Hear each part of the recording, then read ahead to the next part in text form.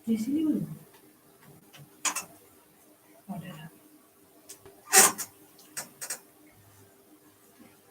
Selamat pagi pada saat ini. Kembali lagi di program SCM Mengajar. Oke, hari ini kita akan kembali lagi belajar mengenai bahasa Indonesia masih bersama dengan Ibu Surya Purba. Oke, nah anak didik kami sekalian, hari ini pun kita masih tetap belajar online seperti biasa gitu ya kan. Walaupun kita masih belajar online, Ibu sangat berharap anak didik kami sekalian bisa mendengarkan dengan seksama apa yang akan Ibu sampaikan nantinya. Oke, baiklah kalau begitu langsung saja kita mulai pelajaran kita pada pagi hari ini. Oke, anak didik kami sekalian, pada pagi hari ini kita akan belajar materi mengenai semantik. Oke, nah kita akan belajar mengenai semantik. Nah, mungkin ada beberapa di antara kalian yang bertanya, apa sih itu semantik, Bu? Gitu ya kan? Nah, jadi anak didik Ibu sekalian, kalau kita berbicara mengenai semantik, oke, semantik itu dia adalah salah satu cabang bahasa, oke, yang dimana jadi semantik ini adalah ilmu yang mempelajari, mempelajari tentang apa, gitu kan? Nah, ilmu yang mempelajari tentang makna. Nah jadi segala sesuatu nantinya yang berhubungan dengan makna akan kita bahas di materi semantik ini. Nah jadi di semantik ini nanti ada 3 hal yang akan menjadi pembahasan kita. Apa saja itu, gitu kan? Yang pertama, kita akan bahas dulu apa saja sih kira-kira jenis dari makna itu. Baru yang kedua, kita akan membahas mengenai perubahan dari makna. Sudah, baru yang terakhir kita akan membahas yang namanya nanti relasi makna. Nah jadi itulah 3 hal yang akan menjadi pembahasan kita pada pagi hari ini. Baiklah, langsung saja kita mulai dulu dari yang pertama, kita bahas dulu jenis-jenis makna.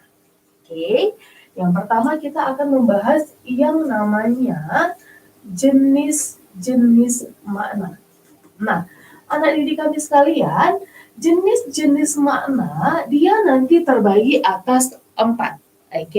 Jenis makna itu terbagi atas 4. Apa saja itu, Bu? Gitu kan? Ya, kita bahas satu persatu. Yang pertama nanti anak-anak Ibu sekalian, ada namanya makna denotasi. Makna denotasi. Sudah? Nah, ketika kita berbicara mengenai si makna denotasi ini, gitu kan? Makna denotasi ini dia adalah sebuah makna. Makna yang sebenarnya. Sudah? Makna yang sebenarnya. Nah, makna yang sebenarnya di sini nanti tergantung konteks kalimatnya. Kalian harus perhatikan dulu nanti kalimatnya, baru kalian bisa tahu, baru kalian bisa analisis apakah kira-kira kata-kata yang digunakan di kalimat itu nanti dia menggunakan makna yang sebenarnya ataukah tidak sebenarnya. Nah, semisal Ibu buat contohnya, ada kalimat seperti ini.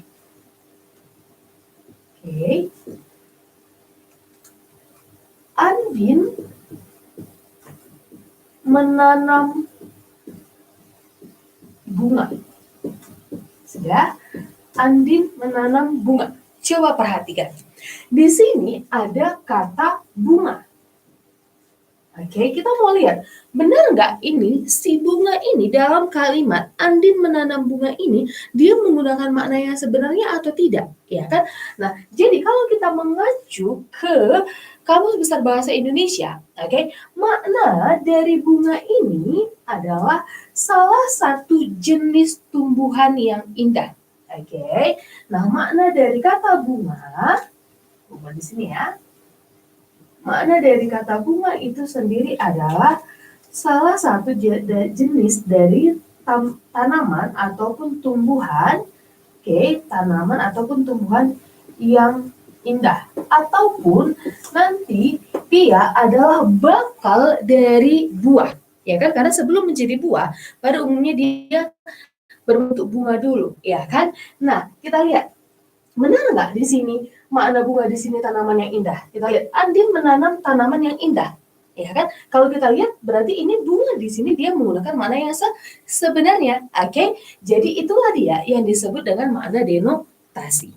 Oke, sampai di sini bisa dimengerti kira-kira ya. Ya, kita lanjut. Yang kedua ada nanti namanya makna konotasi.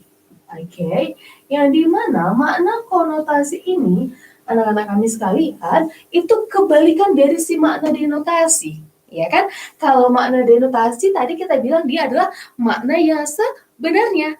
Nah, berarti kalau makna konotasi itu dia adalah makna yang tidak sebenarnya. Oke. Nah, dia adalah makna yang tidak sebenarnya. Sudah?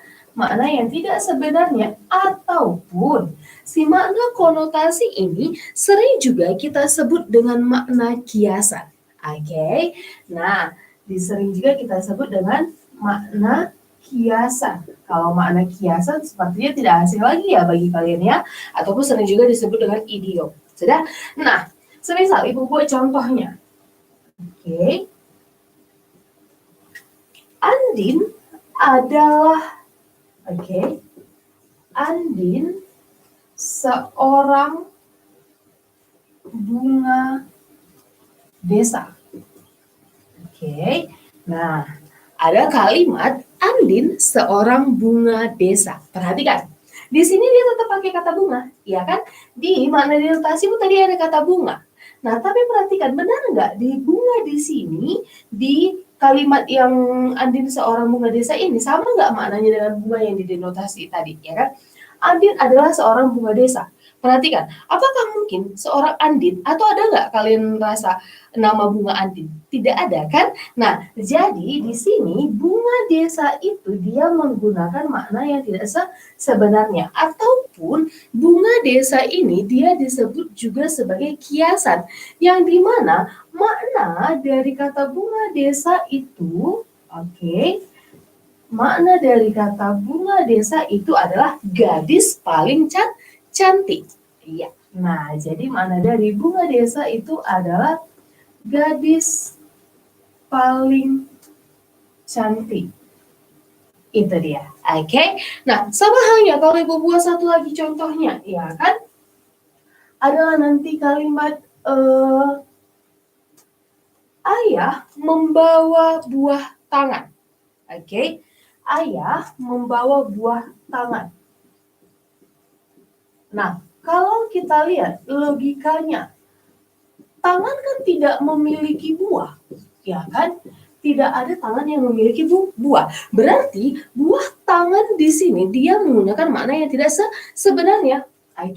Buah tangan di sini berarti dia bermakna konotasi ataupun dia bermakna kiasan, yang dimana kalau makna dari buah tangan itu sendiri itu sama juga dengan oleh. Berarti kan kalau kita ganti kata buah tangan dengan kata oleh-oleh, ya kan? Ayah membawa oleh-oleh. Itulah dia makna sebenarnya ataupun makna denotasinya. Sedangkan makna konotasinya itu adalah kata buah tangan. Nah, jadi itulah dia perbedaan antara makna denotasi dengan makna konotasi. Sampai di sini bisa dimengerti kira-kira ya anak didik kami sekalian. Nah, kita lanjut ke jenis makna yang ketiga. Jenis makna yang ketiga itu nanti ada namanya makna leksikal. Makna leksikal.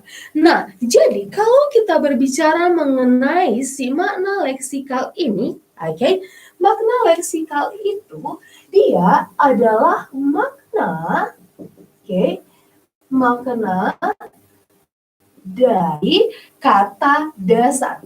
Sudah, makna dari sebuah kata dasar. Nah, apa itu kata dasar, Bu? Gitu kan? Kata dasar itu adalah kata yang belum mengalami perubahan. Ataupun makna leksikal ini nanti dia sama juga dengan makna yang sesuai dengan KBBI ataupun Kamus Besar Bahasa Indonesia. Ya, semisal Ibu buat contohnya, ya kan? Adalah kalimat seperti ini. Sudah? Misalnya ada kata Ibnu makan nasi. Oke. Ibnu makan nasi. Perhatikan, dalam kalimat ini ada kata makan. Kalau kita analisis, ya kan, kata makan di sini dia merupakan kata dasar karena dia belum mengalami perubahan apapun. Dia belum mendapat imbuhan, dia belum menjadi kata ulang, ataupun dia juga belum menjadi kata majemuk. Sudah? Nah, berarti kata makan di situ dia masih merupakan kata dasar. Yang dimana kalau kita analisis maknanya, makan itu, ya kan, menurut KBBI, oke, makna kata makan menurut KBBI itu adalah memasukkan, ya, memasukkan sesuatu ke dalam mulut, oke, memasukkan sesuatu ke dalam mulut, yang dimana setelah dimasukkan ke dalam mulut, dia dikunyah kemudian ditelan. Oke, itulah dia yang disebut dengan makna dari kata makan. Coba kita masukkan makna yang sebenarnya. Ibnu memasukkan sesuatu ke dalam mulut. Benar kan? Apa yang dimasukkan Ibnu ke dalam mulutnya? Yaitu adalah nasi. Oke, bisa dimengerti kira-kira sampai di sini ya nanti di kami sekalian. Nah, ya kita lanjut. Itu tadi dia yang dimaksud dengan makna leksika ataupun makna dari sebuah kata dasar. Ya, kita lanjut. Yang keempat ada lagi nanti namanya makna gramatika. Oke, makna gramatika. Nah, kalau tadi makna leksikal dia adalah makna dari sebuah kata dasar. Sedangkan kalau nanti makna gramatikal ini sebaliknya. Apa itu, Bu? Gitu kan? Dia adalah makna dari sebuah kata. Oke, sebuah kata yang bagaimana, gitu kan? Makna dari sebuah kata yang sudah mengalami. Oke, yang sudah mengalami, nah dia nanti sudah mengalami yang namanya proses tata bahasa. Oke, proses tata bahasa. Nah, proses tata bahasa di sini apa aja, Bu? Gitu kan? Nah, jadi ada 3 proses tata bahasa nanti yang sudah dialami dari sebuah kata, makanya dia disebut sebagai makna gramatikal. Yang pertama nanti, dia sudah mengalami yang namanya afiksasi. Oke, nah afiksasi kemarin sudah pernah Ibu jelaskan mengenai afiksasi, ya kan? Yang dimana afiksasi ini dia disebut juga dengan pengimbuhan. Oke, berarti kata dasar itu tadi dia sudah mendapat imbuhan. Sudah. Nah, proses tata bahasa yang kedua itu adalah reduplikasi. Oke, reduplikasi. Nah, yang dimana itu dia sama juga dengan pengulangan. Oke, pengulangan ataupun nanti kata dasar tersebut dia sudah menjadi yang namanya kata ulang. Oke, dia sudah menjadi yang namanya kata ulang. Nah, baru yang ketiga, proses tata bahasa yang ketiga itu nanti adalah kompositum. Sudah? Dia sudah mengalami yang namanya kompositum. Oke. Nah, apa itu kompositum? Gitu kan? Kompositum ini sama juga dengan kata majemuk. Oke, mungkin ada beberapa dari kalian yang masih bingung, apa sih itu kata majemuk, gitu kan? Kata majemuk, nah namanya juga sudah majemuk. Majemuk itu maknanya banyak, berbagai macam, gitu ya kan? Jadi kata majemuk itu, anak didik kami sekalian, sama juga dengan gabungan dari beberapa kata, oke? Gabungan dari beberapa kata yang membentuk makna yang baru. Jadi kan dia sudah bukan kata dasar lagi, karena dia sudah bergabung dengan kata yang lain gitu. Dia sudah mengalami yang namanya proses tata bahasa. Oke. Nah, jadi itulah nanti dia yang disebut dengan makna gramatikal ketika dia sudah mengalami proses afiksasi, reduplikasi ataupun kompositum. Nah, semisal Ibu buat contohnya. Oke. Adalah nanti kalimat pisang adalah jenis makanan. Oke. Nah, pisang adalah jenis makanan. Sudah? Nah, di sini ada kata makanan. Oke, di sini ada kata makanan. Yang dimana kalau tadi di makna leksikal Ibu buat contohnya kata makan. Nah, kata makanan ini berasal dari kata dasar makan. Dia sudah mendapat akhiran an di sini. Berarti dia sudah mengalami proses afiksasi ataupun juga penyembuhan. Yang dimana kata makanan ini maknanya itu adalah sesuatu yang dimasukkan ke dalam mulut itu tadi. Ya kan? Nah, sesuatu ataupun bisa juga kita sebut sesuatu yang dapat dimakan. Oke. Itulah dia yang disebut dengan makna dari kata makanan, yang dimana dia sudah mengalami proses gramatikal. Jadi itulah dia perbedaan antara makna leksikal dengan makna gramatikal. Jadi untuk jenis makna itu ada 4, ada makna denotasi, konotasi, leksikal, dan juga yang terakhir itu adalah gramatikal. Oke, nah jadi sampai di sini kita dengarkan dulu iklan ataupun lagu yang mau lewat berikut ini. Baiklah anak didik kami sekalian, kita lanjutkan kembali materi kita yang tadi. Oke. Nah, jadi tadi kita sudah membahas mengenai jenis-jenis makna yang terbagi atas 4. Selanjutnya kita akan membahas mengenai perubahan makna. Oke. Nah, yang kedua kita akan membahas yang namanya perubahan makna. Nah, perubahan makna di sini dia juga terbagi atas beberapa bagian nantinya. Oke, ya langsung saja kita bahas satu persatu. Yang pertama nanti ada namanya makna meluas. Oke, makna meluas ataupun makna meluas ini sering juga disebut dengan generalisasi. Oke, generalisasi. Sudah? Oke. Nah, si generalisasi ini apa sih, Bu? Gitu kan?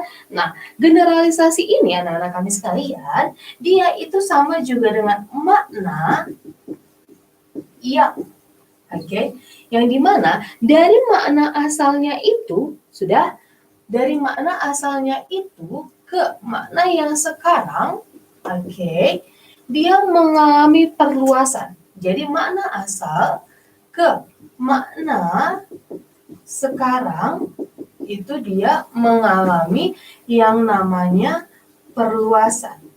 Sudah?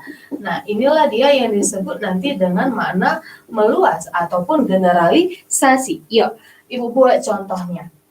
Kan adalah nanti kata bapak. Oke, kata bapak. Kalau kita perhatikan makna kata bapak dulu sudah, ataupun makna kata bapak asalnya dengan makna yang sekarang itu dia sudah mengalami perluasan. Perluasannya itu seperti apa, gitu kan? Kalau kita perhatikan makna kata bapak dulu, itu kalau dulu bapak itu disebut hanya untuk orang tua kandung, sudah hanya untuk orang tua kandung. Jadi orang tua kandung kita itulah yang kita sebut dengan bapak. Tapi itu dulu. Nah sekarang makna bapak ini sudah mengalami perluasan, sudah semakin meluas maknanya. Yang dimana kalau sekarang, kalau sekarang maknanya itu setiap orang dewasa ataupun setiap laki-laki yang dewasa ataupun lebih tua daripada kita itu bisa kita panggil dengan bapak. Sudah? Nah, jadi kalau makna yang sekarang semua laki-laki dewasa bisa kita panggil dengan Bapak. Jadi terlihat ya perbedaan antara makna kata Bapak dulu dengan makna kata Bapak yang sekarang. Kalau dulu dia hanya untuk orang tua laki-laki kandung kita, ya kan? Tapi kalau sekarang setiap orang yang sudah lebih tua daripada kita ataupun setiap orang yang sudah lebih dewasa, dia laki-laki, itu bisa kita sebut sebagai dengan Bapak. Oke, nah itulah dia yang disebut dengan makna meluas ataupun generalisasi. Nah, yang selanjutnya ada lagi namanya makna menyempit. Oke, yang kedua ada namanya makna menyempit ataupun makna menyempit ini sering juga kita sebut dengan spesialisasi. Oke, spesialisasi. Nah, jadi anak didik kami sekalian, makna menyempit ini dia berbanding terbalik ataupun kebalikan dari makna meluas, yang dimana kalau tadi makna meluas, makna asal ke makna sekarang mengalami perluasan. Sebaliknya, kalau dia menyempit ataupun spesialisasi ini, dia makna asal mengalami makna asal ke makna yang sekarang sudah ke makna yang sekarang dia mengalami penyempitan. Mengalami penyempitan. Nah, semisal Ibu buat lagi contohnya. Ada kata sarjana. Ada kata sarjana. Sudah? Nah, kalau sepengetahuan kita, mungkin kata sarjana ini adalah untuk orang-orang yang sudah menyelesaikan gelar strata satunya. Ya kan? Nah, itu maknanya yang sekarang. Kalau kita mengacu ke makna yang dulu ataupun makna asalnya, gitu kan, kata sarjana ini dia, kalau maknanya dulu, kata sarjana ini hanya untuk orang-orang pintar. Hanya untuk orang-orang pintar ataupun juga para cendekiawan. Nah, jadi itulah dia yang disebut dengan sarjana. Jadi kalau semisal kalian dapat juara di kelas gitu ya kan, kalian dapat ranking 1, 2, 3 ataupun pokoknya kalian pintar, itu dulu kalian disebut sebagai sarjana. Sebaliknya, kalau sekarang dia hanya untuk orang-orang yang sudah menyelesaikan gelar strata 1. Orang yang sudah menyelesaikan strata 1. Itulah dia yang disebut dengan makna menyempit ataupun spesialisasi. Ya, kita lanjut. Yang ketiga, ada lagi nanti namanya peorasi. Sudah? Nah, peorasi ini, anak-anak didik kami sekalian, dia sama juga dengan sebuah makna yang penyampaiannya itu sopan. Sudah? Penyampaiannya itu sopan. Nah, itulah dia yang disebut dengan peorasi. Maksudnya gimana, Bu? Gitu kan? Nah, semisal Ibu buat contohnya. Kata istri. Sudah? Kata istri. Itu sopan kan? Kalau semisal Ibu bilang, dia memiliki istri. Itu dia mana yang penyampaiannya sopan. Sudah? Istri. Ataupun ada lagi kata suami. Ya kan? Ataupun ada lagi kata meninggal misalnya. Meninggal. Ataupun tunanetra. Nah, ini semua adalah makna yang penyampaiannya lebih sopan. Ataupun dia disebut juga dengan peorasi. Nah, sebaliknya ada juga dia makna yang penyampaiannya kurang sopan. Ada dia makna yang penyampaiannya kurang sopan. Itu nanti disebut dengan ameliorasi. Oke, nah jadi si ameliorasi ini dia adalah makna dari sebuah kata, makna dari sebuah kata yang penyampaiannya, penyampaiannya itu kurang sopan. Nah, maksudnya gimana, Bu? Gitu kan? Semisal kata istri itu tadi, ada dia makna yang penyampaiannya kurang sopan, yaitu apa? Kata bini.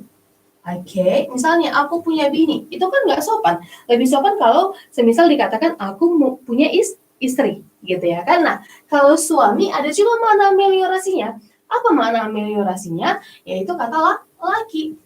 Oke, kata laki. Nah, terus tadi ada juga Ibu berkata meninggal. Meninggal itu pun ada dia makna ameliorasinya. Apa makna ameliorasinya? Gitu kan? Makna ameliorasi dari kata meninggal itu atau makna yang kurang sopannya itu adalah kata mati. Oke, dia sudah mati. Oke, itu kan kalau kita bilang, kalau kita dengar dia sudah mati, itu kan kayak kurang pas aja gitu kedengarannya. Kalau dibandingkan dengan dia sudah meninggal, itu lebih enak kedengarannya, gitu ya kan? Nah, atau tunanetra. Tunanetra ada juga makna ameliorasinya, yaitu buta. Sudah? Nah, itu dia. Jadi itulah dia perbedaan antara si peorasi ataupun makna yang penyampaiannya sopan dengan si ameliorasi ataupun makna yang penyampaiannya kurang sopan. Oke, jadi bisa dimengerti kira-kira sampai di sini ya adik kami sekalian. Ya, kita lanjut. Yang selanjutnya dari perubahan makna ini, yang kelima ada namanya sinestesia. Oke, sinestesia. Nah, sinestesia ini anak-anak kami sekalian, dia adalah sebuah makna, makna yang melibatkan panca indera. Sudah? Makna yang melibatkan panca indera, yang dimana panca indera kita kan ada jenisnya ya kan, ada panca indera penglihatan, pendengaran, baru panca indera penciuman, ya kan? Nah, jadi itu nanti makna sinestesia ini melibatkan berbagai panca indera kita itu tadi. Misal, Ibu buat contohnya, ya kan? Adalah nanti kalimat seperti ini.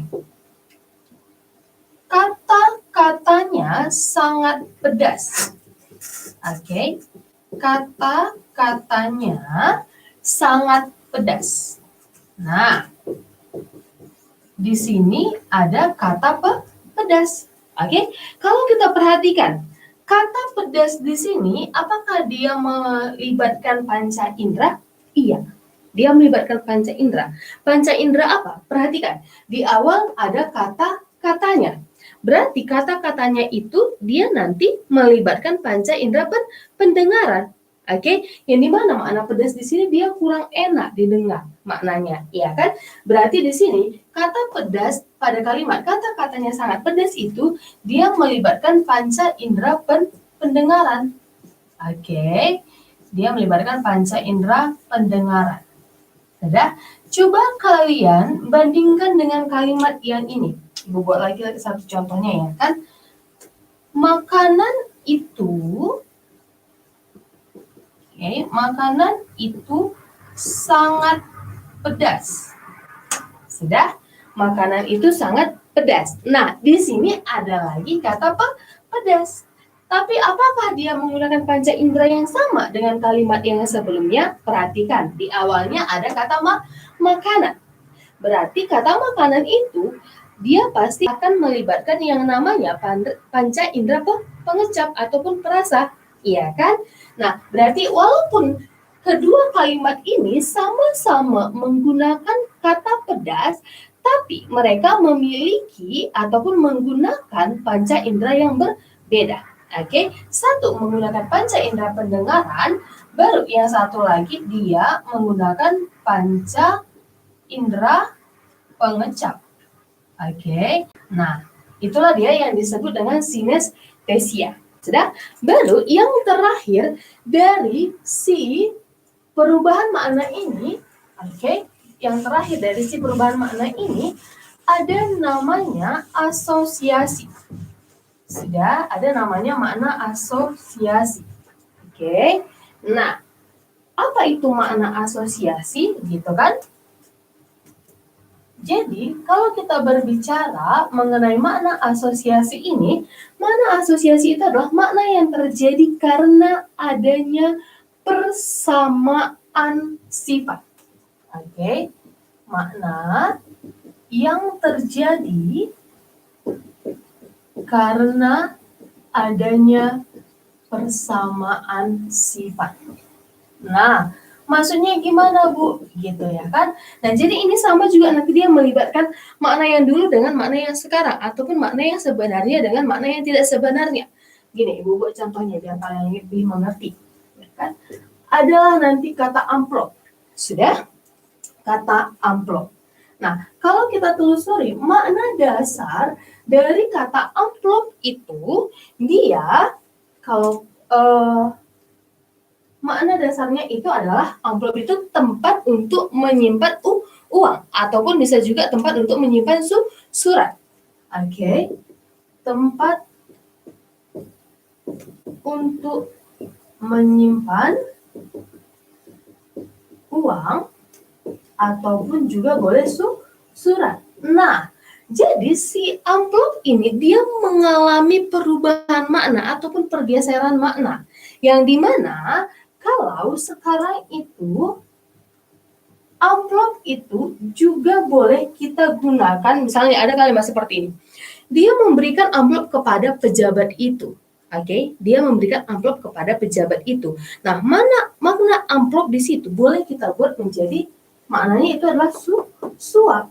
Sebenarnya sama kan sifatnya, satu untuk menyimpan uang. Nah, suap itu juga dalam artian dia tempat untuk menyimpan uang, tapi dalam artian yang lebih negatif seperti itu. Nah, jadi itulah dia yang disebut dengan makna asosiasi. Jadi berdasarkan perubahan makna itu terbagi atas 6. Ada generalisasi, spesialisasi, peyorasi, ameliorasi, sinestesia, dan yang terakhir adalah makna asosiasi. Oke, baiklah adik-adik kami sekalian, sebelum Ibu lanjut, mari kita dengarkan iklan ataupun musik yang...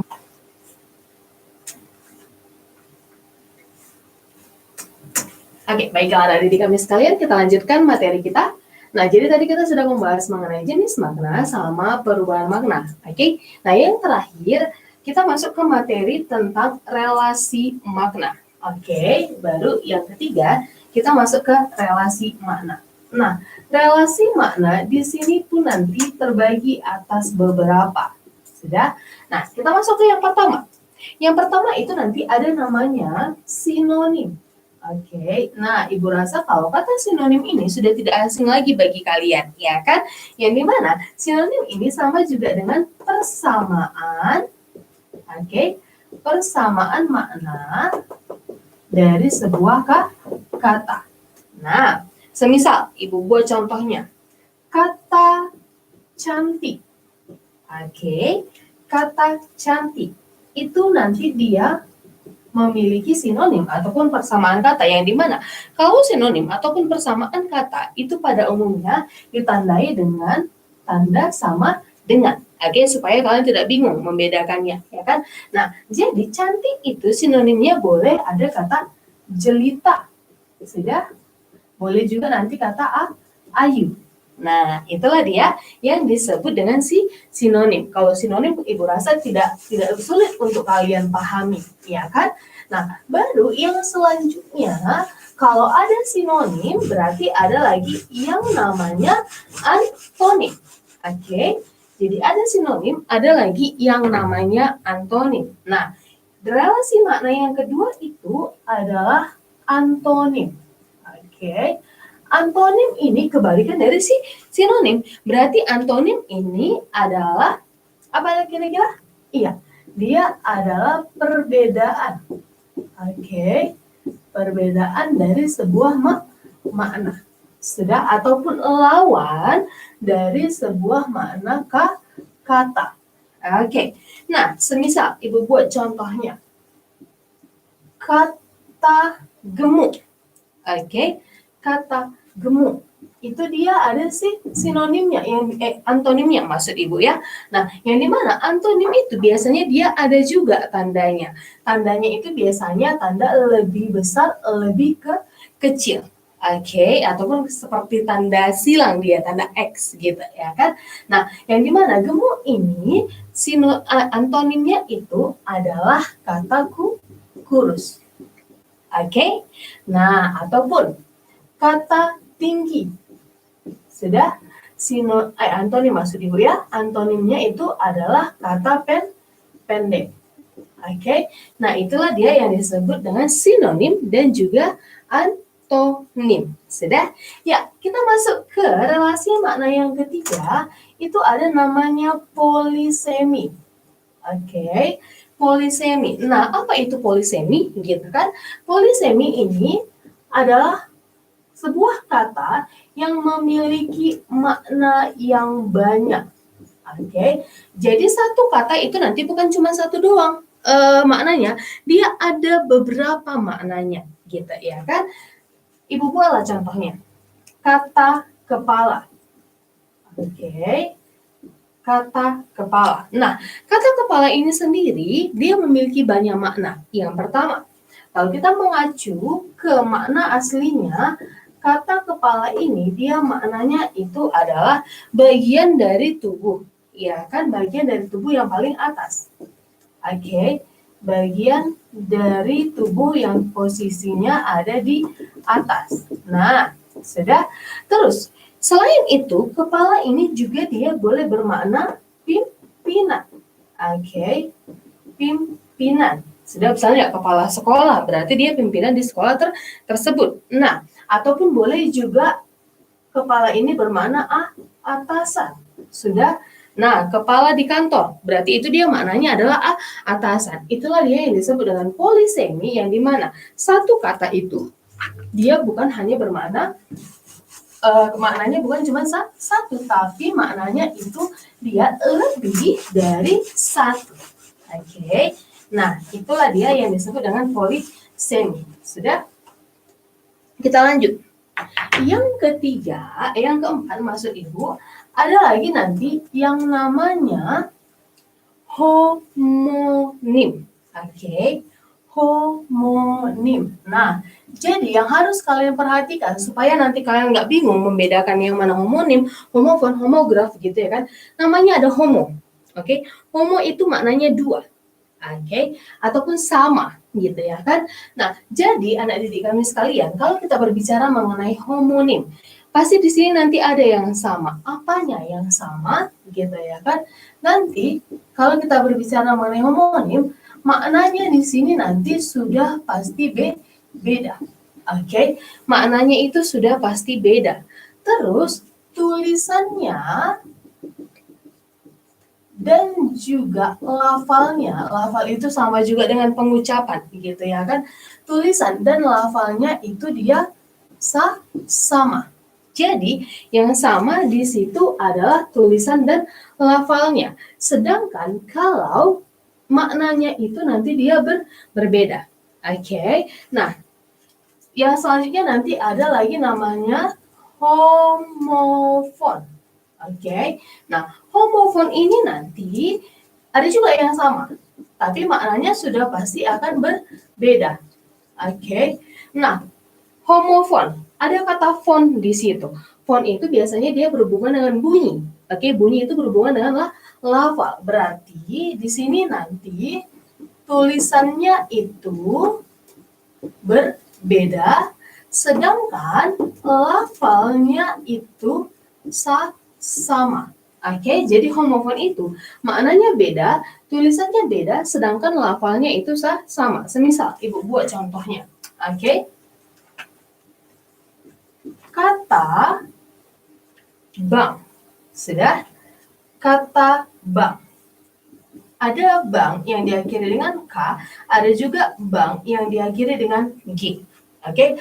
Kalau bank yang diakhiri dengan K, itu dia maknanya adalah tempat untuk menyimpan uang.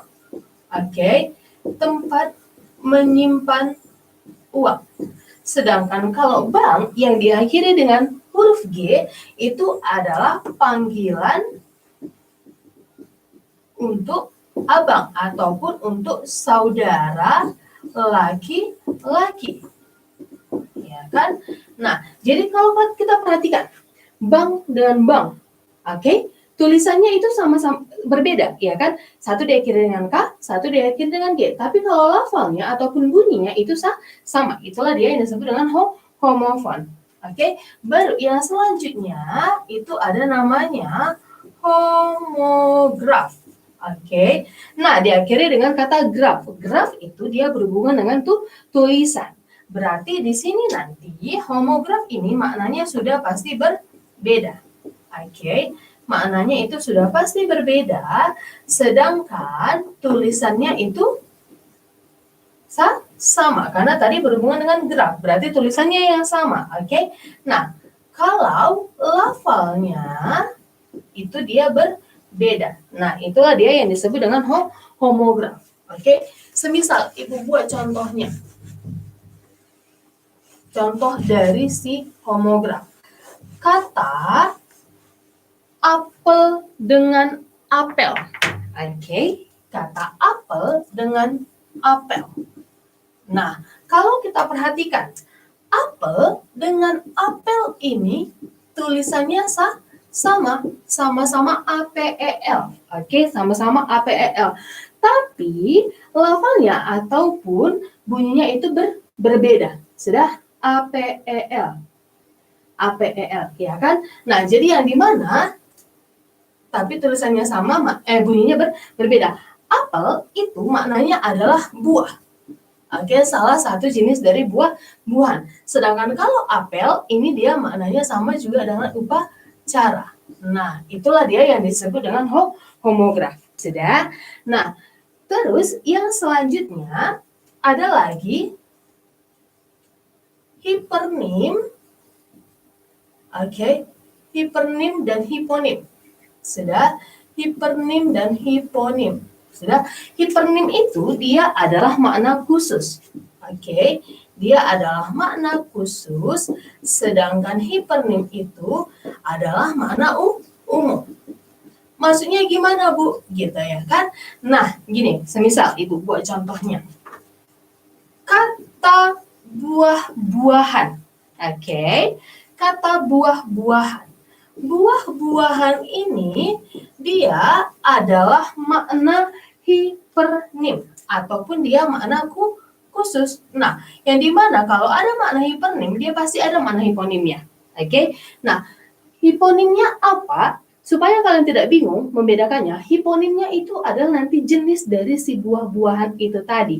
Berarti semisal ada kata apel, anggur, jeruk, dan lain sebagainya, yang termasuk jenis dari buah-buahan, itu dia adalah makna hiponim. Oke, nah bisa dimengerti kira-kira ya. Ataupun Ibu buat satu lagi contohnya. Kata kendaraan. Oke, kata kendaraan. Nah, kata kendaraan ini sudah pasti dia adalah makna hipernim, ataupun makna khusus. Oke, nah berarti makna hiponimnya itu apa? Berarti jenis dari si kendaraan. Oke, boleh nanti dia mobil, ataupun ada juga dia pesawat, ataupun misal ada sepeda motor, ya kan? Nah, ini semua adalah jenis dari kendaraan, yang dimana ini adalah termasuk makna hiponim. Oke, nah itulah dia jenis-jenis dari relasi makna. Oke, nah jadi itulah 3 materi yang sudah kita bahas hari ini di materi semantik. Yang pertama tadi kita sudah bahas mengenai jenis makna, yang kedua kita sudah bahas mengenai perubahan makna, baru yang ketiga kita sudah bahas mengenai relasi makna. Oke, nah jadi sekian dulu materi yang bisa Ibu sampaikan hari ini. Semoga apa yang sudah Ibu sampaikan hari ini bisa bermanfaat untuk kalian ke depannya, dan ingat anak-anak Ibu sekalian, tetap manfaatkan waktu kalian dengan sebaik-baiknya walaupun kalian pada saat ini sedang belajar di rumah saja. Jangan sia-siakan waktu kalian. Oke, nah jadi sekian dulu, sampai bertemu lagi